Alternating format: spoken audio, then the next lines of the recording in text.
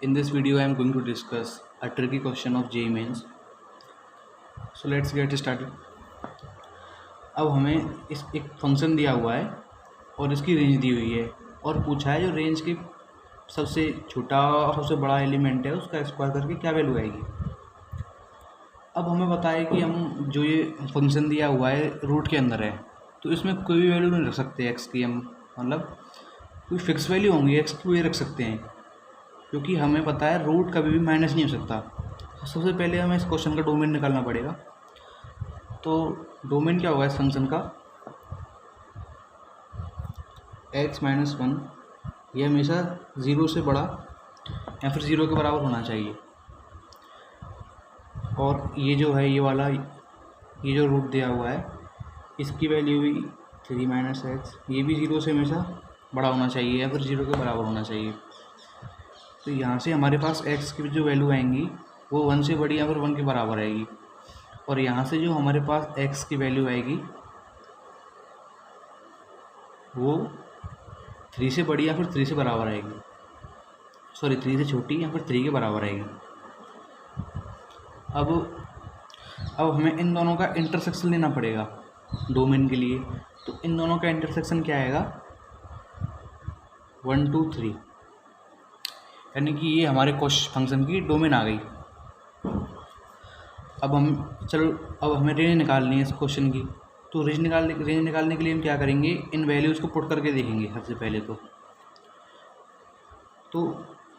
1 पे वैल्यू क्या आएगी इसकी, 1 पे तो 0 हो जाएगा और ये क्या हो जाएगा 2√2। तो 1 डालने पे इस फंक्शन की वैल्यू 2√2 आती है, 2 डालने पे इस फंक्शन की वैल्यू आती है 3, और 3 डालने पे इस फंक्शन की वैल्यू √2 आती है।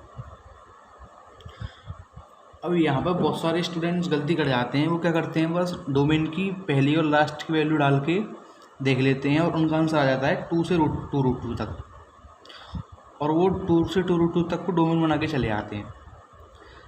और अगर वो पूरी वैल्यू भी निकाल देते हैं, जैसे कि 3 भी निकाल लिया, 1 से 3 तक की सब वैल्यू पुट करके अगर निकालते भी हैं तो यहाँ 3 दिखता है उनको और सबसे छोटी वैल्यू √2 दिखती है, तो 3 से √2 तक कर देते हैं रेंज। तो यहाँ पर ये सभी रेंज के आंसर्स गलत हैं, क्योंकि हमें दिख रहा है कि जो फंक्शन की वैल्यू आ रही है पहले तो इंक्रीज़ कर रही है फिर डिक्रीज़ कर रही है। तो सबसे जो ज़्यादा मतलब सबसे हाई वैल्यू होगी, सबसे बड़ी वैल्यू होगी, फंक्शन जो सबसे बड़ी वैल्यू देगा किसी पॉइंट पे वो हमें पता नहीं है। सबसे पहले हमको वो निकालना पड़ेगा।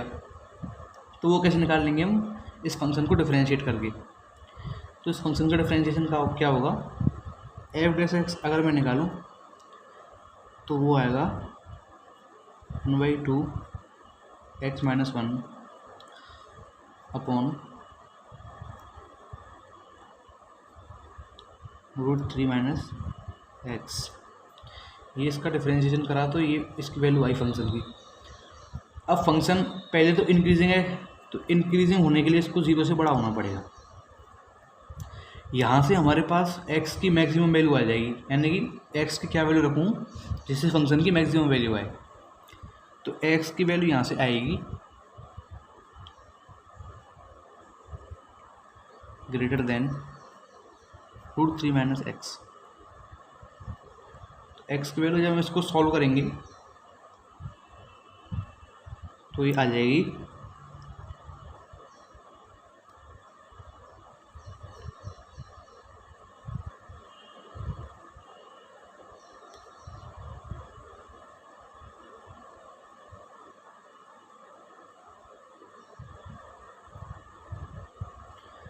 यानी कि x की वैल्यू आई है हमारी यहाँ से 7/5।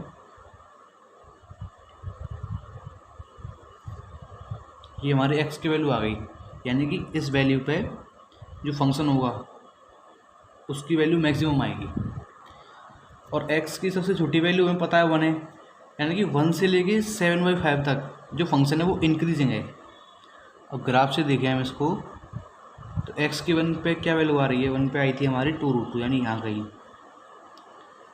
तो यहाँ से 7/5 तक फंक्शन इंक्रीज़ कर रहा है, इसको मैं 1 मान लेता हूँ, इसको 7/5 मान लेता हूँ। फिर इसके बाद फंक्शन डिक्रीज़ हुआ है, ऐसा कुछ ग्राफ आएगा हमारा। और 3 पे क्या वैल्यू है फंक्शन की, √2, यानी कि यहाँ तक, यहाँ पे √2 होगा शायद, यहाँ 2√2, 3 पे ये वैल्यू आई है। यानी फंक्शन पहले तो इंक्रीज़ किया 1 से 7/5 तक, और 7/5 पे फंक्शन ने मैक्सिमम वैल्यू दी, और फिर फंक्शन डिक्रीज़ किया। तो जो हमारी मैक्सिमम वैल्यू 7/5 पे आएगी वो निकाल लेते हैं हम पहले। तो वही हमारी रेंज की मैक्सिमम वैल्यू होगी। अगर मैं यहाँ पे 7/5 रखूँ तो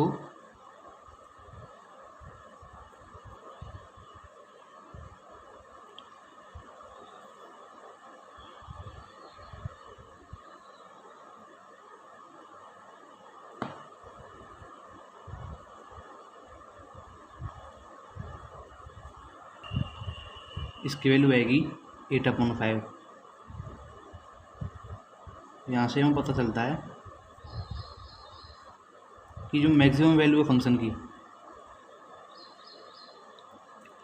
वो हमारी √10 है, इसकी वैल्यू √10 आ जाएगी। और मिनिमम वैल्यू हमारी क्या है, मिनिमम वैल्यू आ रही है हमारी 3 पे, √2। तो मैक्सिमम वैल्यू √10 है और मिनिमम वैल्यू इसकी √2 है 3 पे।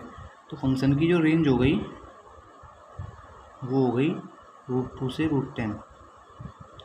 और जब इन एलिमेंट्स का हम स्क्वायर करके लिखेंगे तो 2 + 10 आएगा, यानी कि इसकी वैल्यू 12 आएगी यहाँ पे। और ज़्यादातर क्या करते हैं लोग, मैक्सिमम वैल्यू को √3 मान लेते हैं और मिनिमम वैल्यू को √2 मान लेते हैं, इनका स्क्वायर करके लिखते हैं और आंसर में 11 लिखाते हैं।